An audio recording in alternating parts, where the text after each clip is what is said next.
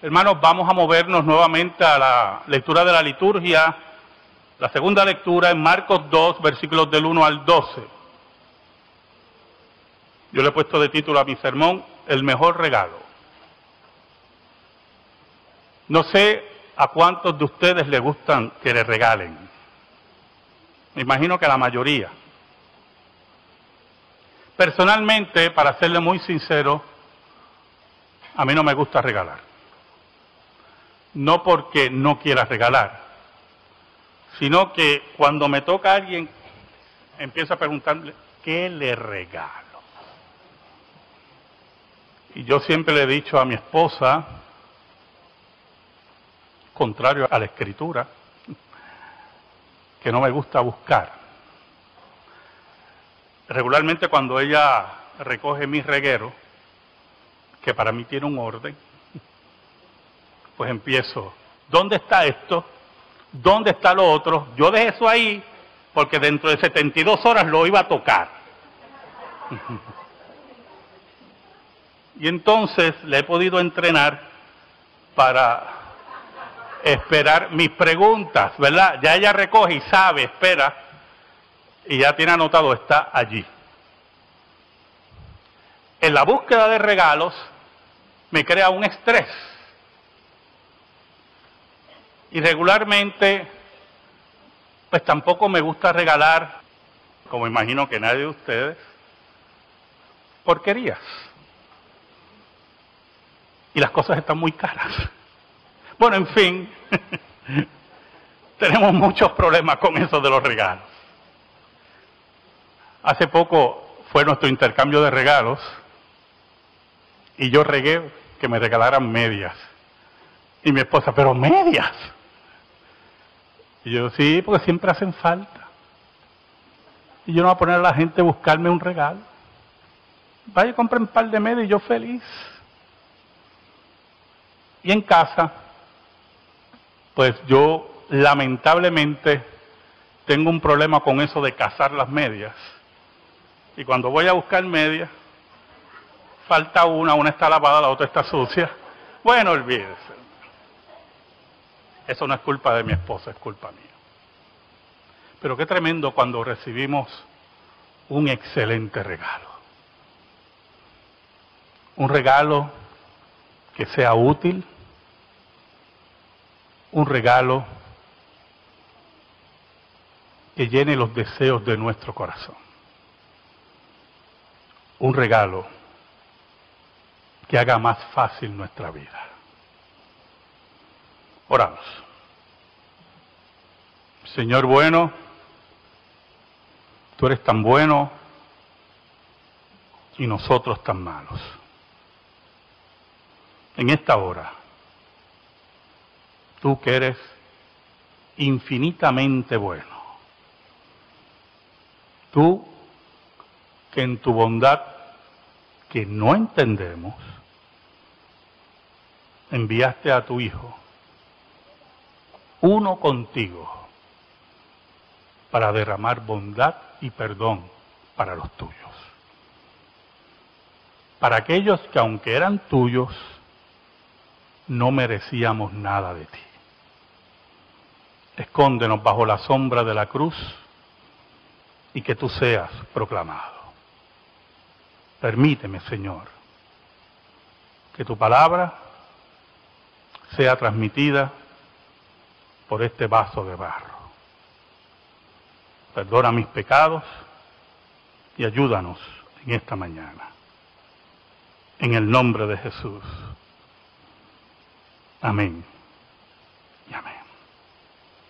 Jesús decidió volver a su casa, pero cuando usted lee el versículo 1 de Marcos 2, dice que estaba en Capernaum. Y para nosotros la casa de Jesús estaba en Nazaret. Y parece, todo indica, aparentemente, que Jesús se había establecido en la casa de Pedro. Y no dudamos que Pedro lo recibió con mucha alegría, con mucho gozo, porque tenía en medio de él al Salvador y aquel que él había reconocido ya por el poder del Espíritu de Dios, que Cristo era el Hijo del Dios viviente. Pero inmediatamente las personas oyeron que Jesús estaba allí, porque Jesús ya había establecido una fama que él mismo no podía borrar. Y mucha gente se juntó alrededor de la casa y la gente ya no cabía. Y dice la Escritura en el versículo 2 que estaba ya predicando la palabra. Oiga, qué tremendo. El ministerio principal de Cristo era el magisterio, la enseñanza de la palabra, la correcta enseñanza de la palabra. Porque en medio del fariseísmo equivocado y de los escribas estaba la palabra viril de Cristo y la interpretación correcta del texto bíblico. Pero la fama de Jesús no solamente era de maestro, la fama de Jesús era también de sanador. Y había un hombre que tenía 4 amigos que decidieron llevarlo ante Jesús. Es interesante porque la fe de esos hombres y la fe de ese hombre estaba firme en que Jesús podía hacer el milagro. La fe que muchas veces nos falta a nosotros. La fe y la certeza que el maestro era lo que decía que era. Pero había varios problemas, hermanos. Los problemas. Los problemas que nos hacen cavilar, los problemas que nos paralizan, los problemas que nos hacen retroceder. El hombre era paralítico, era cargado por sus amigos y la multitud llenaba la casa. Y hay un problema con esta multitud,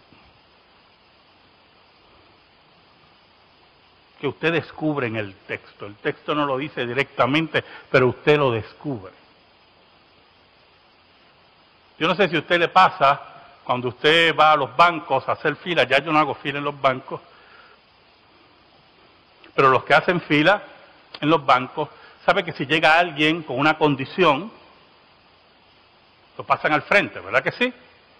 Parte integral no solamente de la humanidad impregnada por la misericordia del cristianismo, del concepto del valor del ser humano, ese concepto que el ateísmo no nos puede vender. ¿Oyó? Y número 2, porque la ley los obliga. Pero esta multitud era bastante egoísta. Llegaron con 11 hombres paralíticos y no podían acercarse a Jesús. Ninguno abrió el camino. Mira, viene un hombre paralítico. Abran, que ahí está el maestro. No, nadie le hacía caso. Querían seguir bebiendo de la savia del maestro, no importando la necesidad que estuviera el de al lado. Por lo tanto, el escollo estaba casado, o se enfrentaba, mejor dicho, a la fe de estos hombres. Y cuando nosotros tenemos fe en Dios y creemos firmemente en Dios, no hay escollo para nuestra fe. Cuando creemos en lo que Dios dice en su palabra, no hay escollo para nuestra creencia. Los 4 amigos pudieron haber dicho, mira, no podemos entrar, lamentablemente esta gente no deja entrar a uno, hubieran tirado 3 maldiciones, hubieran caminado, mira, otro día. Lo más seguro ni te curaba. Así que olvídate de eso. No. esos hombres comenzaron a pensar: ¿cómo vencemos este escollo para que Jesús vea a nuestro amigo? Por eso cuando yo reúno el liderato de esta iglesia para enfrentar problemas, siempre le digo algo: no quiero oír sus quejas, quiero oír soluciones. Porque sus quejas déjenlas en la casa y déjenme a mí quejarme en mi casa. Pero cuando venimos a reunirnos por el reino de Dios, necesitamos soluciones. Porque aquí no hay escollo, no hay barrera que nos detenga si nuestra meta y nuestro fin es el Evangelio de Cristo Jesús. Y ahí estaban esos hombres pensando: ¿cómo llegamos al Maestro? ¿Cómo solucionamos este problema? El versículo 4 nos dice que descubrieron el techo de donde estaba y haciendo una abertura, bajaron el lecho en que yacía el paralítico. Y entonces, yo me puse a averiguar cómo eran los techos en aquel tiempo, porque el techo mío no es fácil de abrir, ¿oyó? El techo de mi casa. Y pensé que era un techo de paja. Y descubro que no es de paja. Y tengo una descripción aquí de ese techo. Regularmente en esas casas había una escalera para subir al techo. Siempre. Y el techo estaba hecho de tablas de almendro o arcilla seca que eran colocadas sobre vigas de soporte que iban de pared a pared.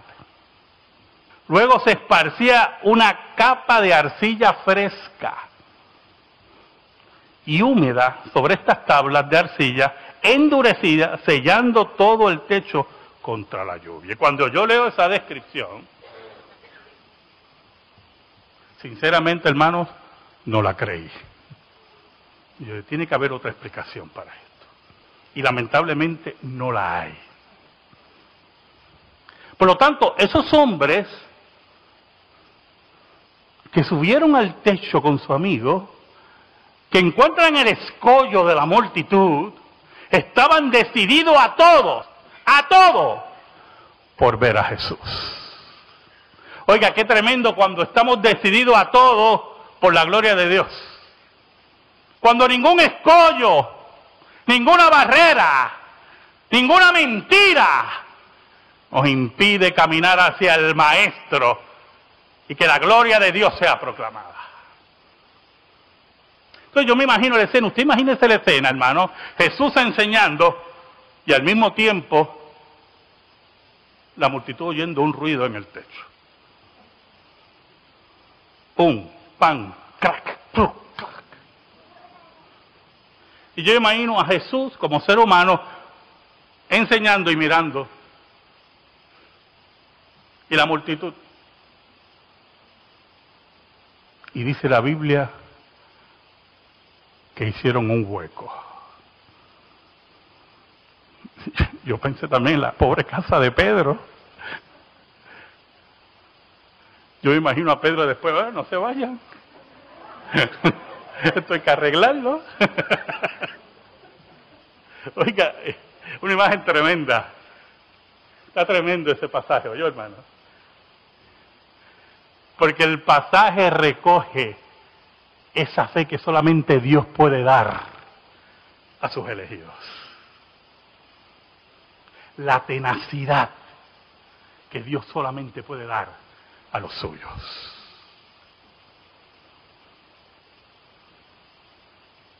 El versículo 5 nos dice que al ver Jesús la fe de ellos, dijo al paralítico: hijo, tus pecados te son perdonados. Mire cómo dice Marcos. Por cierto, Marcos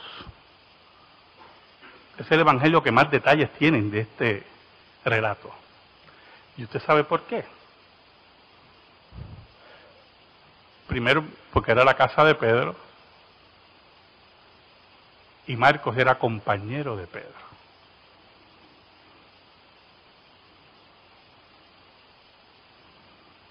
Y dice el versículo 5 que Jesús vio la fe de ellos. Y uno dice, ¿cómo ve el maestro la fe de ellos? La tenacidad, la resolución de llegar al maestro. Pero escuche bien, hermano, y esto es muy importante. Los otros días me levanté a las 3 de la mañana, no tenía sueño, y en un canal estaban dando videos bastante viejitos. Dieron un video de Cyndi Lauper, no sé ya qué estaba. Me acordé de Cyndi Lauper, yo, mira, esa muchacha, ¿qué sabrá de ella? ¿Qué será la vida de esa muchacha? Pero en los videos, en varios videos, usted veía la multitud que quiere tocar y agarrar al artista. Las multitudes alocadas por las estrellas de la canción o de Hollywood. Aquí era algo más profundo que tocar a un artista. Aquí ellos tenían la convicción que Jesús tenía el poder de sanar a su amigo. Porque sin fe es imposible agradar a Dios. Pero el segundo aspecto es mucho más profundo. El hombre es paralítico y Jesús le perdona los pecados. Yo vengo por agua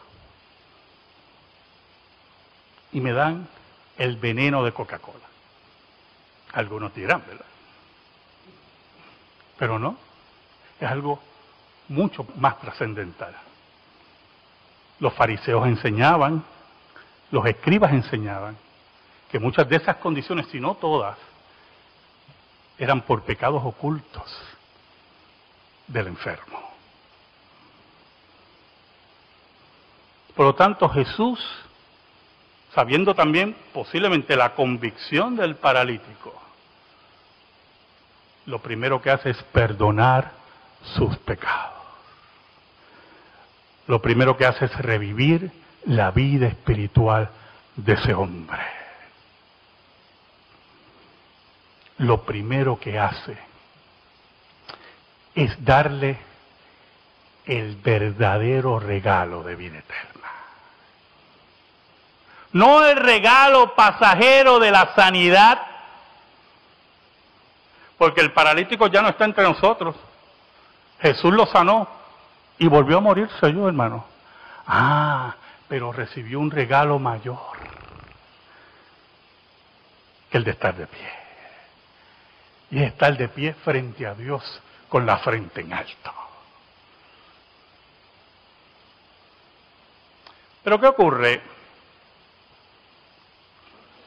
El versículo 6 nos dice que allí estaban los escribas. Son muchachos allí presentados, oyendo a Jesús. Me imagino, recuerden, no tiene que ser así, pero me imagino, el chisme se corrió, mira, Jesús está en casa de Pedro, y las multitudes, los que están cercanos, se movieron, y los escribas, lo más seguro, llegaron después. Pero como eran escribas y tenían una posición social, abrieron camino para llegar a Jesús. Y oír al maestro, y retar al maestro, y tratar de humillar al maestro. El versículo 7 nos dice, ¿por qué habla este así? Blasfemias dice, ¿quién puede perdonar pecados si no solo Dios? ¿Sabe algo? Ellos tenían razón. Ellos tenían toda la razón. Solo Dios puede perdonar pecados. Ningún hombre en esta tierra puede perdonar pecados. No hay papa ni sacerdote que pueda perdonar pecados. Pero había un problema que ellos no querían aceptar. En medio de esa sala, convulsionada ya por el hueco, por la multitud, por el calor, allí en medio estaba Dios. En el versículo 8 Jesús acepta el reto. Ese reto en el secreto, en los pensamientos de esos hombres que Jesús conocía íntimamente, Jesús acepta el reto. Y si conociendo luego Jesús en su espíritu, que cavilaban de esta manera dentro de sí mismos, les dijo: ¿por qué caviláis así en vuestros corazones? Y usted dirá, bueno, cavilan así porque ellos no creen en ti. Y ahí está el problema, hermano. Jesús, y lo que indica el texto, ya tenía una fama muy importante en las tierras de Israel.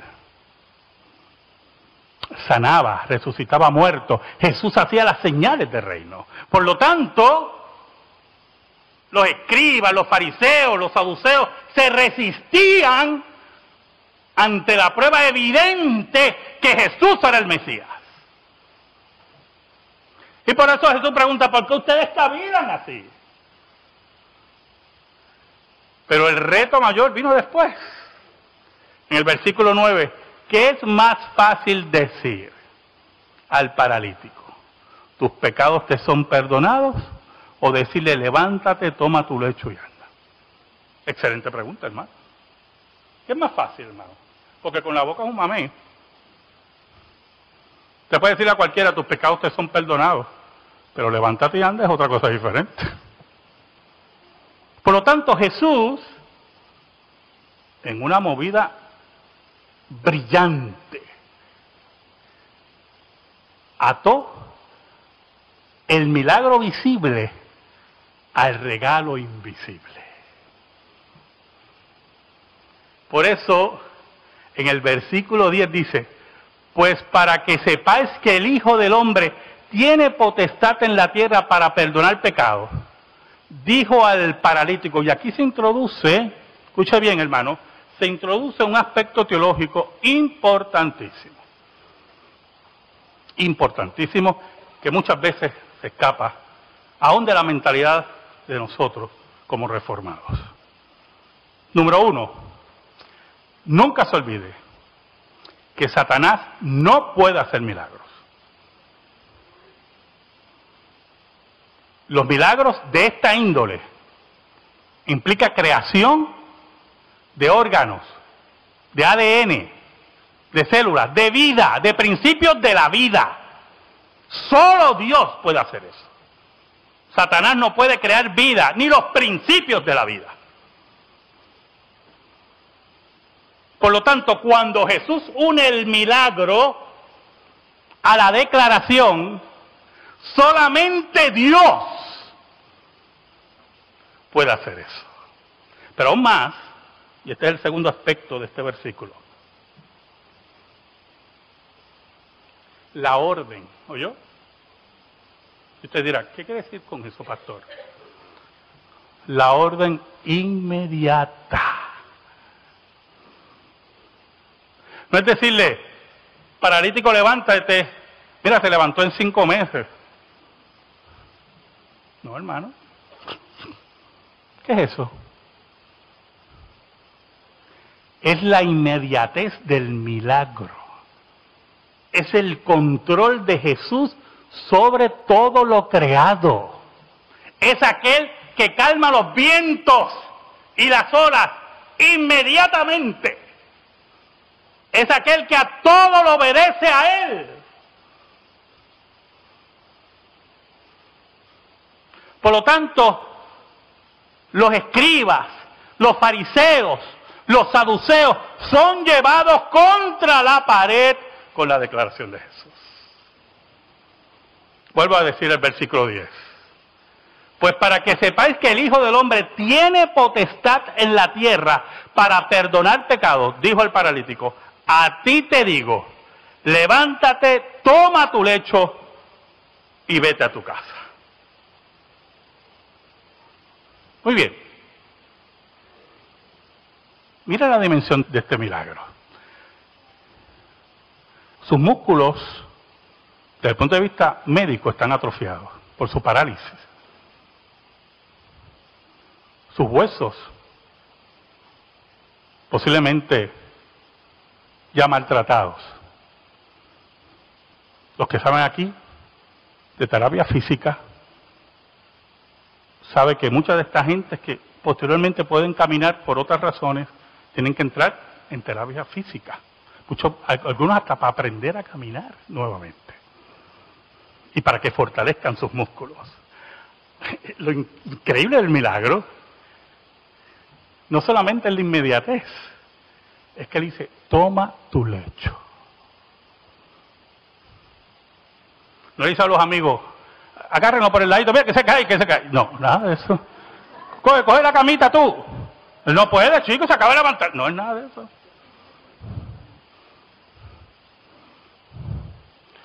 Toma tu lecho y anda. Qué increíble regalo, hermano. Qué increíble regalo. Aquel que estaba paralítico, aquel que estaba desahuciado, Dios lo acaba de visitar. El versículo 12 nos dice, entonces él se levantó enseguida y tomando su lecho salió delante de todos. Yo me imagino, hermano, la multitud que no se quería abrir para que él entrara, ahora se echó hacia los lados como el mar rojo. Algunos muertos de miedo y otros maravillados ante el gran milagro de Jesús y convencidos que Jesús le había dado el regalo más grande, que era el perdón de sus pecados. Entonces él se levantó enseguida y tomando su lecho salió delante de todos, de manera que todos se asombraron.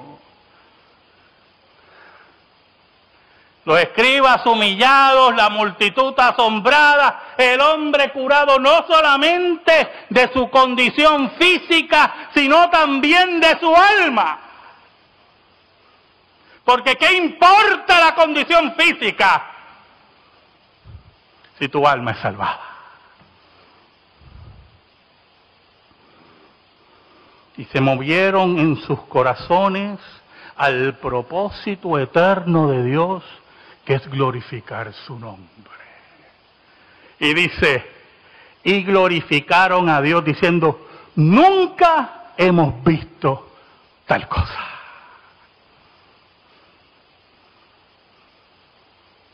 Ver el rostro de Dios está en el perdón de Dios. Ver el rostro de Jesús es la convicción en nuestro corazón que ha vencido la muerte y murió por nosotros. Si tenemos esa convicción, si tenemos esa fe que ningún escollo nos va a detener, hemos recibido el mejor regalo, el regalo de la vida eterna. Amén. Gracias te damos, Señor, por tu palabra eterna. Y te pedimos, Señor, en el nombre de Cristo, que esa palabra sea atesorada en nuestra vida y en nuestro corazón. En el nombre de Jesús. Amén. Y amén. Estamos en silencio, hermanos.